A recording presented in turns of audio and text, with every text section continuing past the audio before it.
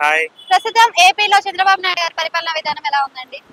పరిపాలన అంటే ముందుకి ఇప్పటికి ఏమి డిఫరెన్స్ ఏం లేదు కదండి. ఎందుకు అలా అనిపిస్తుంది మీకు డిఫరెన్స్? అది డెవలప్మెంట్ ఉంటుంది అంటున్నారు కానీ ఇంతవరకు ఏం అవ్వట్లేదు కదా. అంటే 15,000 కోట్లు తీసుకొచ్చారు కదా. తీసుకొచ్చాను అంటున్నారు కానీ దానివల్ల ఈ 6 months లో ఏం జరిగింది? ఆ. మేము 100 రోజుల పరిపాలన అది కంప్లీట్ అయిపోయింది. ఇంటింటికి వెళ్ళి మా ప్రభుత్వం మంచి ప్రభుత్వం అని ఒక కార్యక్రమాన్ని పెడతాను అని చెప్తున్నారు. మరి అది పెడితే ఎలా ఉంటుంది? పెట్టిన తర్వాత చెప్పగలం కదా. ఆ. ఏదైనా సరే ఫస్ట్ కనీసం ఒక మినిమం 10% అన్న మనకి ఇంప్రూవ్మెంట్ కనపడాలి కదా. ఓకే, మీకు ఎటువంటి ఇంప్రూవ్మెంట్ కనిపించలేదా?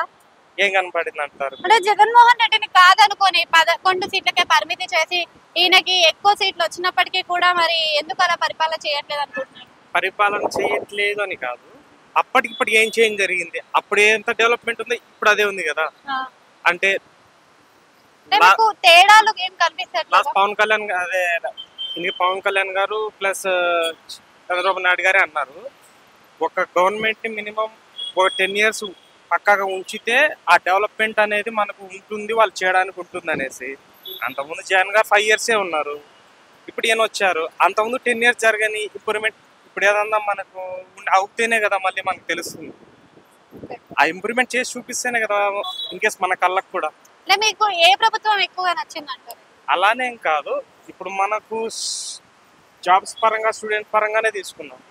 In case A government jobs ఇంకా ఏం నోటిఫికేషన్స్ అసేం ఏం లేవు. ఇక్కడ కూడా తీసుకున్నాము 2 times ఇవి వచ్చి బ్యాంక్ ఎగ్జామ్స్ ఇలా వచ్చాయి.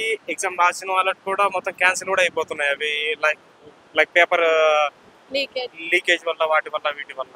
Thank you.